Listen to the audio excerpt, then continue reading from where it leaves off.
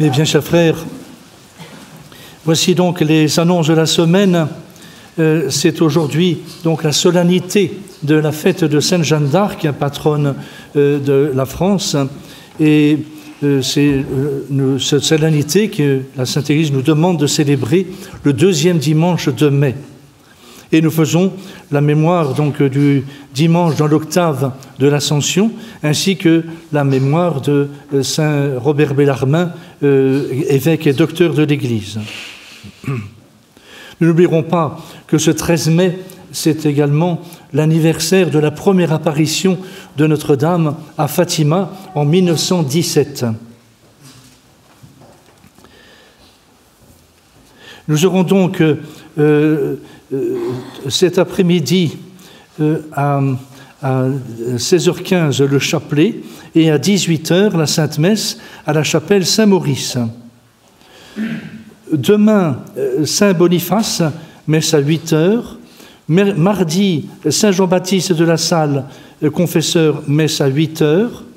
Mercredi, Saint Ubalde, évêque et docteur de l'Église, messe à 8h. Jeudi, Saint Pascal Bellon, confesseur, messe à 11h.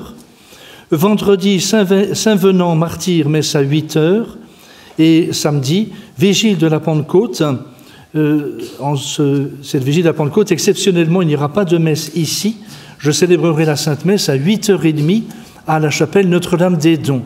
Et ceci en raison du pèlerinage marial que nous ferons donc samedi prochain. Nous commencerons par la messe à 8h30 à Notre-Dame des Dons et le pèlerinage partira donc de Notre-Dame des Dons à 10h, donc vers Notre-Dame de Bongarant et Notre-Dame des Anges. Et bien sûr, vous êtes tous invités à ce pèlerinage marial. Dimanche prochain, c'est la fête de la Pentecôte. Et nous aurons les messes aux heures habituelles, à 8h à Notre-Dame des Dons, à 10h ici, et à 18h à la chapelle Sainte-Anne de la Baule.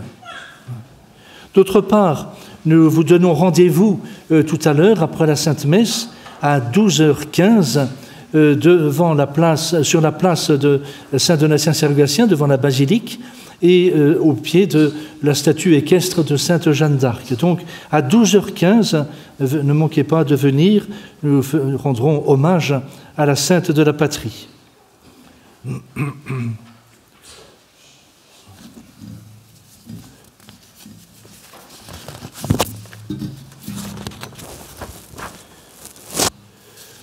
Au nom du Père et du Fils et du Saint-Esprit, ainsi soit-il. Mais bien chers frères, la Sainte Église nous demande de célébrer aujourd'hui cette solennité de Sainte Jeanne d'Arc. C'est toujours une grande joie que de pouvoir ainsi chanter les louanges de cette sainte unique qui a vraiment œuvré en mettant la volonté de Dieu d'abord et avant tout en action. Elle est vraiment un modèle quant à la mise en œuvre de la volonté du bon Dieu qui s'est exprimée auprès d'elle, en particulier bien sûr par ses voix, Saint Michel Archange, Sainte Marguerite et puis Sainte Catherine d'Alexandrie. La naissance de Jeanne d'Arc, par la joie qu'elle répandit aux alentours, présente une ressemblance tout à fait remarquable avec les naissances divinement privilégiées de Saint Jean-Baptiste et de notre Seigneur Jésus-Christ lui-même. Le motif de cette ressemblance fut sans doute que la Sainte Pucelle d'Orléans était chargée d'aplanir les voies du Christ roi pour son retour au Saint Royaume de France, comme Saint Jean-Baptiste avait été chargé d'aplanir les voies au divin agneau. La mission étant de rappeler au monde la royauté universelle du Christ.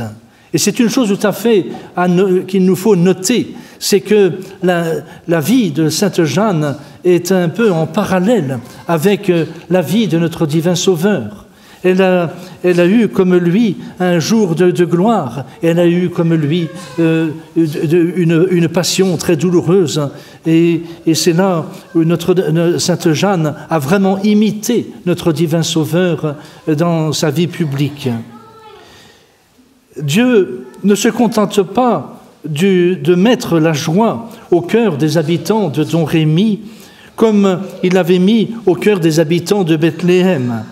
Il fit naître la Sainte Pucelle en la fête de l'Épiphanie, au jour de la manifestation des droits de l'Emmanuel sur les rois, sur les nations, qu'elle avait mission de rappeler aux chrétiens oublieux et ingrats. Et c'est une chose donc importante de noter donc cette naissance de Jeanne le jour de l'Épiphanie. Là aussi encore un lien avec la vie de notre divin Sauveur. Et avant de louer les vertus et de chanter la gloire de Sainte Jeanne d'Arc, il est bon de rappeler les grands principes que Monseigneur Pie, évêque de Poitiers, proclamait dans la cathédrale d'Orléans le 8 mai 1844, au jour anniversaire de la délivrance de cette ville. C'est la justice, disait-il, qui élève les nations, et c'est le péché qui les fait descendre dans l'abîme. Nous pouvons le vérifier, mes bien chers frères, aujourd'hui, dans quel abîme nous sommes, dans quelle décadence là se trouve notre pauvre pays. Eh bien, tout ceci, c'est les conséquences du péché. Il est une providence sur les peuples, poursuit l'évêque de Poitiers. Et en particulier, il est une providence pour la France, providence qui ne lui a jamais manqué et qui n'est jamais plus près de se manifester avec éclat que quand tout semble perdu et désespéré.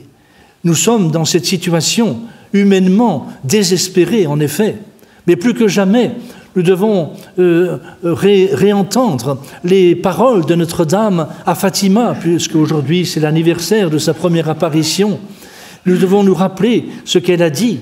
C'est alors que tout vous semblera perdu, que mon cœur immaculé triomphera et que le cœur de mon divin Fils régnera. C'est précisément toute notre espérance dans la décadence, dans la misère de notre temps. Et le plus riche patrimoine de notre nation, la première de nos gloires et la première de nos nécessités, c'est notre sainte religion catholique. Et qu'un Français ne peut abdiquer sa foi sans répudier tout le passé, sans sacrifier tout l'avenir de son pays. Vous le voyez, mes bien chers frères, tout ceci nous confirme qu'aujourd'hui, nous sommes gouvernés par des misérables, par l'anti-France, parce que précisément, ils ont la haine de tout ce qui est chrétien et ils œuvrent à détruire tout ce qu'il y a de chrétien dans notre pays de France. Il serait bon, précisément, de le redire à ces misérables. Nous sommes au bord du gouffre, mais en contemplant la sainte de la patrie, alors notre espérance renaît. Et c'est précisément ainsi qu'il faut agir dans les moments d'épreuve. Il faut réagir de manière surnaturelle et nous rappeler précisément tout ce passé de notre patrie bien-aimée, toutes ces promesses qui ont été faites par Dieu lui-même, par la très sainte Vierge Marie et par de nombreux saints. Et nous allons voir que la vertu la plus délicate n'est pas inconciliable avec la bravoure la plus intrépide qu'entre les mains de Dieu, la faiblesse devient plus forte que toutes les puissances humaines et que ce qui sert au dessein de Dieu porte l'empreinte de la croix. Jeanne, jeune fille d'à peine 18 ans, a été suscitée de Dieu pour opérer le salut de la France. Elle a commencé cette œuvre réparatrice par ses exploits et l'a consommée par son sacrifice. Ardente comme un lion, elle est tendre et sensible comme un agneau. Dieu ne manque pas de bras par qui verser le sang, mais des victimes pures, dont le sang répandu soit comme un sacrifice agréable à ses yeux. Voilà ce que Dieu recherche. Les ennemis héréditaires de la France ont brûlé une vierge d'à peine 20 ans, mais leur victoire, comme celle de Satan sur Jésus, est une défaite. En fait, de bourreaux, ils ont été les sacrificateurs. La France est rachetée puisque Dieu a accepté d'elle une vierge pour hostie. Et l'on comprend alors le cri de cet Anglais qui se tenait au pied du bûcher. Nous sommes perdus. Nous avons brûlé une sainte. Oui, à cet instant, les Anglais étaient perdus. Nous devons voir dans ce même supplice 3 triomphes. Le triomphe de la France, le triomphe de la foi, le triomphe de Jeanne. Aussitôt, le sacrifice de Jeanne, son ombre, sa terrible image, poursuivra les Anglais jusqu'à ce qu'ils soient refoulés dans leur pays. Je sais bien, disait-elle, que les Anglais me feront mourir parce qu'ils croient pouvoir s'emparer de la France après ma mort. Mais seraient-ils 100 000 de plus, ils n'auront pas le royaume. Et un siècle plus tard, la blanche bannière de France flottant sur Calais laissait lire dans ses plis l'accomplissement de la parole prophétique de Jeanne. Les Anglais seront boutés hors de France. Le triomphe de la foi. Notre pays n'était pas seul à être en péril au cours de cette invasion. En effet, la France possède un trésor beaucoup plus précieux encore que son indépendance, c'est sa foi catholique. C'est ce trésor qui allait périr. Si la France était devenue anglaise, un siècle plus tard, elle cessait d'être catholique. Et nous pouvons penser que Saint Louis et Saint Charlemagne, ainsi qu'aimaient à l'appeler la bouche inspirée, se soient émus au sein de leur gloire. Et qu'ils aient demandé un miracle pour la France. Ne nous étonnons pas si l'archange Saint-Michel est envoyé vers cette Vierge choisie par Dieu. Au mal qui nous menaçait, il fallait un remède surnaturel. Et c'est là précisément le triomphe de la foi. Et enfin, le triomphe de Jeanne, nous pouvons dire que son supplice était nécessaire à sa gloire même temporelle. Au point de vue humain, il n'y avait d'autre issue pour Jeanne que le cloître ou le martyre. Alors, nous comprenons l'exclamation du cardinal Pie. « Oh, qu'elle semblera grande aux âges les plus reculés, cette fille d'Adam, en qui ses ennemis et ses juges n'ont pu découvrir une seule faiblesse, dont la vie intime est aussi pure, aussi resplendissante que sa vie publique, dont 118 témoins oculaires, parmi lesquels ses amis d'enfance, ses compagnons d'armes, ses serviteurs les plus familiers, ont révélé tout ce qu'ils savaient sans pouvoir révéler autre chose que des vertus. Ô Dieu, soyez bénis. Les juges qui prononcent la sentence de Jeanne ont écrit son absolution devant la postérité, comme les bourreaux qui la livrent aux flammes ont mis la palme céleste entre ses mains et la couronne éternelle sur sa tête. Jeanne tenait la gloire, le glaive divin. Elle a sauvé son pays et sa foi et nous a laissé un héritage très précieux. Et c'est précisément un point sur lequel il nous faut nous arrêter un instant. Elle nous a laissé l'héritage de sa foi, de sa piété, de ses douces et aimables vertus. Que sa gracieuse et sainte figure resplendisse dans nos mœurs et qu'elle brille dans nos œuvres. Vous le savez, mes bien chers frères, en méditant sur la vie des saints, nous devons non seulement louer les saints, admirer les saints, exalter leur vertu, mais nous devons essayer de mettre en pratique précisément leur conduite et plus précisément leur vertu. Nous devons essayer de les imiter autant qu'il est possible à notre pauvre nature humaine. Et c'est comme cela que nous rendons un culte véritable aux saints. Et si nous voulons effectivement vraiment montrer à Sainte Jeanne combien nous l'aimons, combien nous voulons la glorifier, nous devons essayer de l'imiter. Et pour cela, nous devons avoir cette foi ardente qui l'animait. Nous devons avoir dans nos cœurs un grand amour de la belle vertu de pureté, de chasteté, qui rayonnait de toute sa personne et qui touchait le cœur des soldats qui, hélas, vivaient parfois selon le monde et qui étaient ramenés à de bonnes dispositions grâce aux vertus éclatantes de Jeanne. Nous devons mettre en œuvre tout ce qu'elle a mis en œuvre elle-même sous le regard de Dieu. Et c'est comme cela que nous serons forts dans la situation présente, cette situation dramatique. Imaginez, nous ne sommes qu'une poignée devant ce monde complètement tombé dans le désordre, dans la débauche, dans toutes les turpitudes du péché. Nous sommes une poignée. Et pourtant, nous pouvons beaucoup. Nous pouvons œuvrer à la reconquête. Imaginez du temps de Jeanne, quand les grands soldats aguerris ont vu cette petite jeune fille arriver pour être mise à leur tête par la volonté du roi. Ils ont dû se dire, mais le roi se moque de nous. Ce n'est pas d'une jeune fille que nous avons besoin, c'est d'un grand général, un grand chef d'armée. Eh bien, précisément, c'était le général que Dieu nous avait choisi. Général en chef, victorieuse, à 18 ans. Ça, c'est du jamais vu.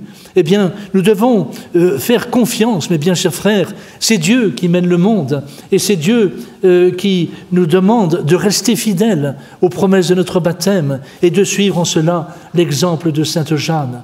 C'est comme cela que nous serons forts face à toute cette invasion barbaresque que nous subissons aujourd'hui. Nous devons appeler au secours Sainte Jeanne. Nous devons la supplier de nous venir en aide pour bouter hors de France tous ceux qui sont précisément l'anti-France, qui sont anti-catholiques. Nous devons supplier Jeanne de bouter hors de France cette invasion islamique et tous les maux qui nous viennent aujourd'hui des hommes impies. Oui, nous pouvons lui demander tout cela et nous savons que nous l'obtiendrons. Parce que Sainte Jeanne a un pouvoir particulier que le bon Dieu lui a donné. Alors, mes bien chers frères, en conclusion, n'oublions pas que marcher sur les pas de Sainte Jeanne, c'est marcher dans le sentier de l'honneur et le sentier du ciel. Les épreuves dont Jeanne a été victime ici-bas proclament éloquemment qu'il n'y a rien de solide et rien de vrai que ce qui conduit au ciel. Et donc, notre préoccupation première doit être précisément de choisir tout ce que nous devons mettre en œuvre pour pouvoir conquérir le ciel. Et le choix est fait, puisque c'est la Sainte Église, notre Mère, qui nous donne les moyens de conquérir le ciel en étant zélés dans la prière, en étant zélés dans la pratique de la vertu, le respect des commandements de Dieu et de toutes les belles vertus chrétiennes. Voilà comment nous pourrons conquérir le ciel. Eh bien, demandons à Sainte Jeanne de nous soutenir dans ce combat difficile. Ne perdons pas courage. Nous savons que le sacrifice, c'est finalement ce qui permettra la récompense future du ciel. C'est par la vie de la terre, les tribulations de la terre, c'est en portant notre croix dans le chemin royal, précisément, de la Sainte Croix, que nous pourrons suivre les saints et que nous pourrons un jour recevoir la couronne que Dieu nous a promise dans l'éternité. C'est cette grâce que nous allons demander au cours du saint sacrifice de la messe. Au nom du Père et du Fils et du Saint-Esprit, ainsi soit-il.